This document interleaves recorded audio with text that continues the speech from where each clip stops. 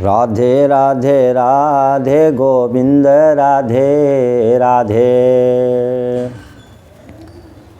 जब स्वर्ग में इंद्र ने सुना कि कर्ण सेनापति हो गए हैं तो इंद्र समझ गए कि अब तो अर्जुन का वध निश्चित रूप से होगा ही। तो क्या बोल रहे हैं, सुनि कै इंद्र चितय दुख मानो, अब अर्जुन को भयो निदानो। तो सुत स्नेह हित तुरत सिधाए, चढ़ी विमान कुरुखेत आए। इसी प्रकार से महाराज क्या है कि इंद्र अपने पुत्र के स्नेह से स्वर्ग लोक से क्या है कि यहाँ कर्ण के पास आ गए कुरुक्षेत्र में, और इस प्रकार से क्या कि एक याचक बन गए, एक क्या है कि मांगने वाले बन गए।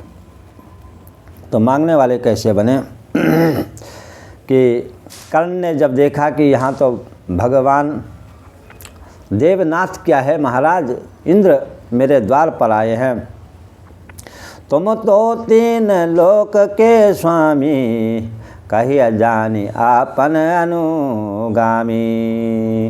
आप मेरे द्वार पर क्यों आए हैं, क्या है?